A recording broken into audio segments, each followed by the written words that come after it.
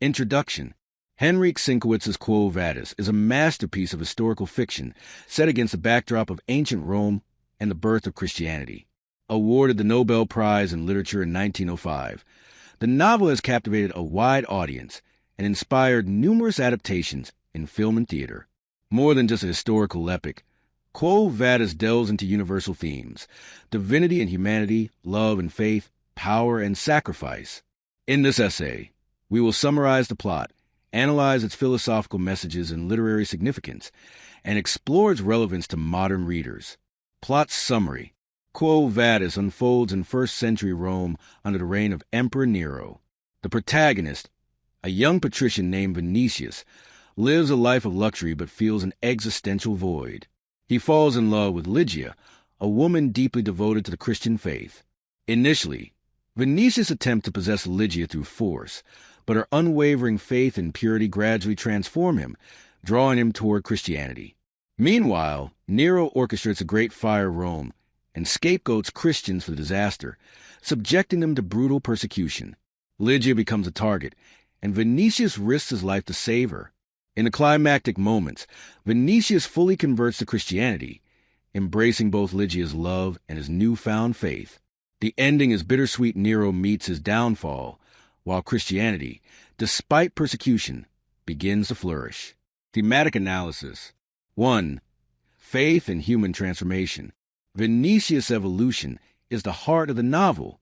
Initially driven by carnal desire, he is gradually redeemed by Lygia's faith and love. Sienkiewicz's poses a question: how does genuine love transform a person? The steadfastness of the Christian martyrs further illustrates the power of conviction in the face of oppression. 2. The corruption of power. Nero embodies absolute tyranny. His vanity and madness lead him to burn Rome and slaughter innocent Christians. Through Nero, Sienkiewicz's warns of the dehumanizing effects of unchecked power and dictatorship. 3. Sacrifice and redemption. The Christians face persecution with fearless resolve. A pivotal scene features St. Peter fleeing Rome, only to encounter a vision of Christ. When Peter asks, Quo Vadis, Domini? Lord, where are you going? Christ replies, I'm going to Rome to be crucified again. This moment encapsulates the essence of sacrificial faith. Literary techniques. 1. Vivid historical reconstruction. Sienkiewicz's meticulously recreates Rome's opulent palaces, brutal gladiatorial games, and the catacombs where Christians worship, immersing readers in the era. 2. Contrast. The novel thrives on juxtaposition of the decadent yet immoral Roman Empire versus the poor but spiritually pure Christian community. Vinicius' early selfishness versus his later selfless love. These contrasts amplify the central themes. 3. Symbolism. The title itself, Quo Vadis, encapsulates the novel's core question. It serves as both a challenge to uphold one's faith and a meditation on life's direction. Modern relevance. Though written in the 19th century, Quo Vadis remains strikingly pertinent.